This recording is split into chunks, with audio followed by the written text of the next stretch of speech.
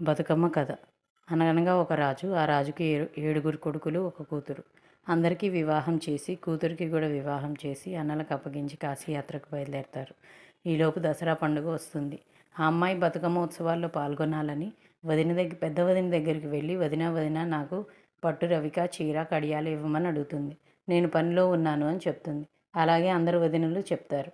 చిన్న వదిన దగ్గరికి వెళ్ళి అడగగా, అక్కడ తగిలించి ఉన్నాయి తీసుకువెళ్ళు, కానీ వాటికి పసుపు అంటినా గంధం అంటినా కడియాలు నలిగిపోయినా నీ రక్తం నా నుదుటను పెట్టుకుంటాను అని చెప్తుంది. సరే అని తీసుకెళ్తుంది. అలాగే ఆ అమ్మాయి 8 రోజులు ఏమీ ఆడకుండా అలాగే ఉంటుంది. 9వ రోజులు అమలక్కలంతా బతుకమ్మ సంబరాల్లో బెతికియకపోయినా, గంధం రాసుకోపోయినా, పసుపు రాసుకోకపోయినా గాడిద కడుపును పుడతావు అని చెప్తారు. సరే అని ఆడుతుంది. ఆడిన తర్వాత అవన్నీ తీసుకెళ్ళి చిన్న వదినకి ఇస్తుంది. నేను అన్నట్టే చేసావు కదా అని చెప్పి కోపంతో తలకు వాసన కట్టుకొని నాకు తలనొప్పి వస్తుంది అని పడుకుంటుంది. భర్త రాగానే అన్నీ నూరిపోస్తుంది. నీ చెల్లెల్ని చంపి ఆ రక్తం తీసుకొచ్చి నాకు పెడితేనే నా తలనొప్పి తగ్గుతుంది అని చెప్తుంది. చేసేది లేక అడవికి వెళ్ళి గద్దను చంపి తీసుకొస్తాడు.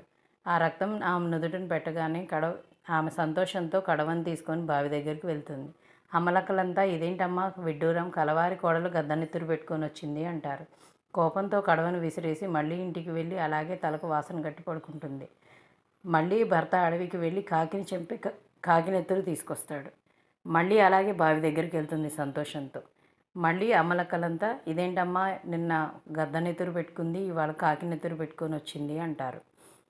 మళ్ళీ ఇంటికి వెళ్ళి అలాగే తలకు వాసన కట్టి పడుకుంటుంది. ఇక చేసేది లేక భర్త సద్దన్నం మూటలో కట్టుకొని నువ్వులు తీసుకొని అడవి ద్వారా చెల్లిని తీసుకెళ్తాడు. అక్కడ ఒళ్ళో పడుకోబెట్టుకొని ఆమె తల్లో నువ్వులు పోసి నువ్వులు కుక్కుతూ ఆమెను నిద్రపుచ్చుతాడు. ఆమె నిద్రపోయింది అని తెలుసుకున్న తర్వాత చెట్టెక్కి సూది వేస్తాడు, చనిపోదు. దబ్బలం వేస్తాడు, చనిపోడు. కత్తి వేస్తాడు, అప్పుడు చనిపోతుంది. ఆ రక్తం తీసుకెళ్ళి భార్య నుదుటను పెడతాడు. ఆమె ఎంతో సంతోషంతో మళ్ళీ బావి దగ్గరికి వెళ్తుంది. అప్పుడు అమ్మలక్కలంతా ఇదేంటమ్మా మొన్న కలవారి కోడులు గద్దనెత్తురు, నిన్న కాకినెత్తురు, ఇవాళ మనిషి నెత్తురు పెట్టుకొని వచ్చింది అని అంటారు. ఆమె సంతోషంతో ఇంటికి వెళ్ళి ఇల్లరికి ముగ్గులు వేసి పంచపక్ష పరవాణాలు చేసుకొని తింటుంది. అదే సమయంలో తల్లిదండ్రులు కాశీయాత్ర నుంచి తిరిగి వస్తూ ఆ అమ్మాయి చనిపోయిన చోట అదంతా ఒక ఉద్యానవనంగా మారిపోతుంది. తల్లిదండ్రులు అది చూసి ఈ పూలేవో చాలా అందంగా ఉన్నాయి, మన అమ్మాయికి చాలా ఇష్టపడుతుంది, మన అమ్మాయికి ఇద్దాము అని చెప్పి తీసుకెళ్ళి కోద్దామనుకునే లోపు దాని మీద చేయి వేయగానే ముట్టకు ముట్టకు ఓ అమ్మ ముడితే నీ చేయి కందేను, అంటకు అంటకు ఓ అమ్మ అంటితే నీ చేయి కందేను అని అంటుంది.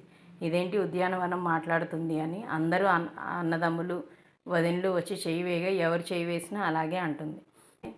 ఆఖరి వదిన అన్న చెయ్యి వేయగానే అంటకు అంటకు ఓ అన్న అంటితే నీ చేయి కందేను, ముట్టకు ముట్టకు ఓ అన్న ముడితే నీ చేయి కందేను, పాపకారి వదిన చేయబట్టి దోషకారి అన్నవు పడపొడిచిపోయినావు కదా అని అంటుంది. ఆ విషయం అందరూ అర్థం చేసుకొని తల్లిదండ్రులు ఇద్దరూ పార్వతీ పరమేశ్వరుల గురించి తపస్సు చేస్తారు.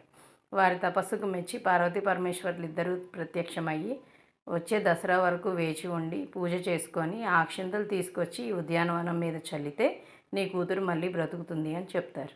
సరే అని వాళ్ళు అలాగే వచ్చే దసరా వరకు వేచి చూసి అక్షింతలు తీసుకొచ్చి ఆ ఉద్యానవనం మీద చల్లుతారు. ఆ అక్షింతలు చల్లిన వెంటనే ఆ అమ్మాయి తిరిగి బ్రతుకుతుంది. పార్వతీ పరమేశ్వరుల దయ వల్ల బ్రతికింది కాబట్టి ఆమెని బ్రతుకమ్మగా పిలుస్తారు. క్రమేపీ అదే బతుకమ్మగా మనం జరుపుకుంటున్నాము. జై బతుకమ్మ.